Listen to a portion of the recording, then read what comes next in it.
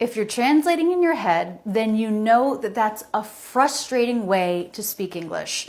But the good news is there are concrete things you can do to practice to stop translating in your head and start thinking in English. In this video, we're going to give you tips and strategies to start thinking in English, stop translating in your head, and increase fluency speaking English. And what a better way to start 2020 than with this goal.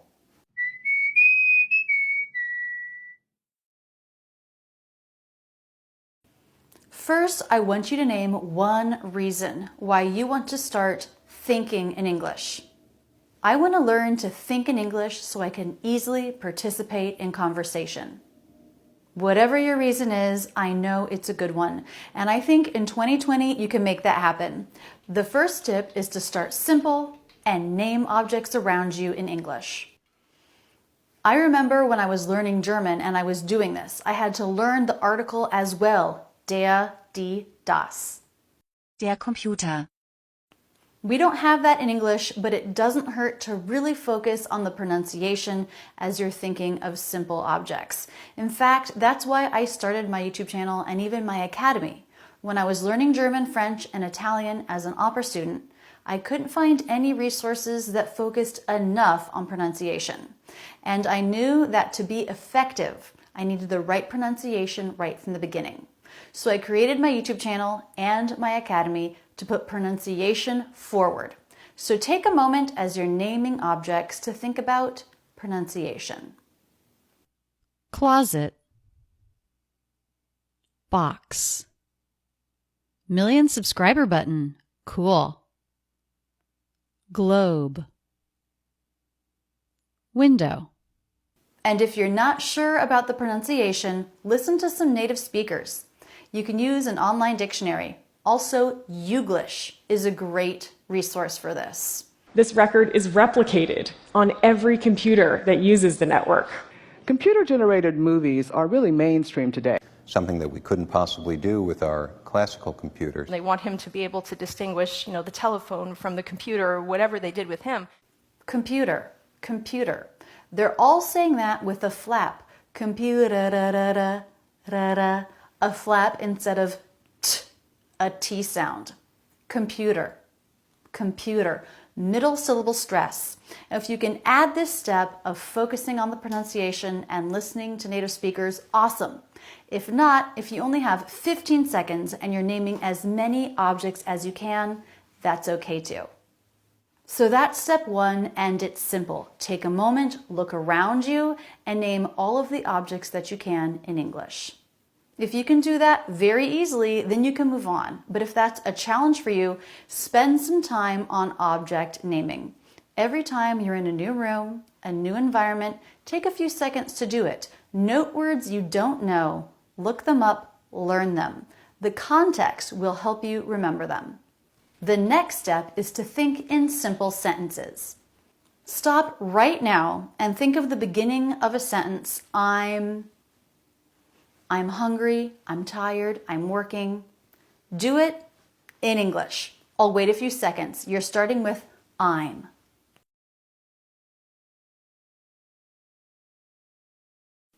Now look around you. What can you say about anything in your environment? This chair is comfy. The drawer is open. My desk is messy. That one's easy because it's almost always true. If there's something you can't describe, look up the words you need in a dictionary, memorize it. Memorize that phrase. Learning in context like this will help. Speaking of dictionaries, see if you can do this. Get an English-only dictionary rather than a translating dictionary between English and your native language. If you come across a word in English that you don't know, use the English-only dictionary, a learner's dictionary. Can you see what we're doing here? We're building your mind to work in English mode rather than translation mode. There is a thing called a learner's dictionary, and it describes every word in English in simple words and terms. Try it. Merriam-Webster has one, Oxford, Cambridge. And if you have to learn and understand a word by reading in English, by studying what it means in English, then you'll know it as an English word, not as a translation of your own language. So you've named single words and you've made simple sentences. The next step is have small conversations with yourself in English. With yourself? Yes. You don't feel pressure to speak quickly, to come up with the next thing. You can keep the pace slow, relaxed.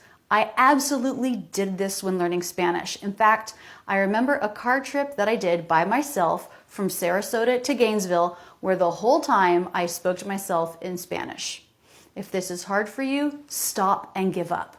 No, it will get better and easier with practice. Do it every day. Set aside 2 minutes every day to have a simple conversation with yourself. Give yourself 30 days. Do this every day for 30 days. Don't take a day off. If you have 5 minutes one day, do it for 5 minutes. A whole conversation as simple as it needs to be in English. In 30 days, you'll see, wow, I did improve. This is worth my time. And then rededicate 30 more days. Once you're able to do this, I think you're able to do step 4, which is really exciting. Change at least one of your everyday life things to English. Everyday life things? What's that?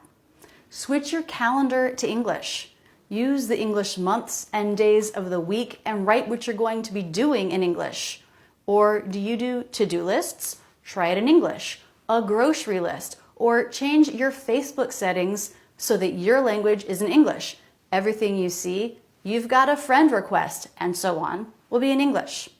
Maybe try internet searches in English, or read an English newspaper, or listen to news in English. Do you write a journal?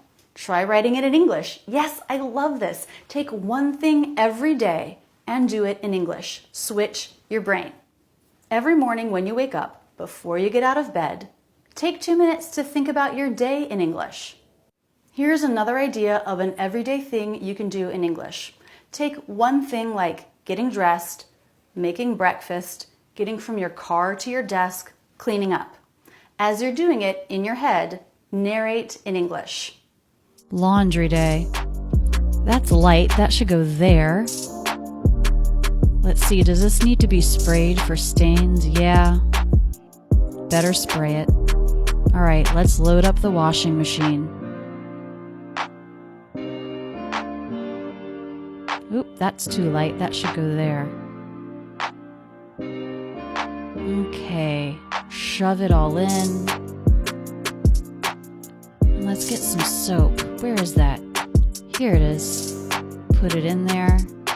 Close the door, press start. There we go. And here's another one I love. Learn how to do one thing in English. It can be really small, like how to poach an egg. Research it and learn about it in English only. Watch only English videos and read only English instructions. Or maybe it's something bigger, a bigger project like how to knit or how to draw. Take an online course in English only on that topic. Pick something you're dying to know how to do anyway. This will make it a super enjoyable lesson. The next step is something you're actually going to want to be doing all along with all the steps, and that's keep track so you're doing it every day. Once you choose that you want to think in English and stop translating in your head, write down every day what you do. And of course, do this in English. It could look like this. Today I named everything around me that I could think of in English 2 different times. I watched a 3-minute news story in English. Just having a place to write it down can motivate you to do it. And the last thing is something you can do every night after you lay down for bed, but before you fall asleep. Recap your day in English. You're taking advantage of this opportunity that you'll have every day, no matter where you are or what your day was like. No one I know falls asleep the moment their head hits the pillow. What a lovely day that was. I got to meet my mom for lunch, go for a walk in the afternoon, and I even had time to watch a movie after I put the kids down to bed. And who knows, By putting your mind in English mode just before bed, maybe you're even setting yourself up to dream in English, continuing your practice. The brain does amazing things with what it's learned that day while you sleep. What have you done to build a consistent English practice to help you start to think in English? Put it in the comments so others can learn from your best tips. Which of these ideas is new to you, or which are you most excited about? Let me know. The next video I want you to watch is one with tips on increasing your vocabulary. This can help with naming objects and, of course, starting to have those conversations with yourself in your head. Please don't forget to subscribe with notifications. I make new videos on speaking English every Tuesday. That's it, and thanks so much for using Rachel's English.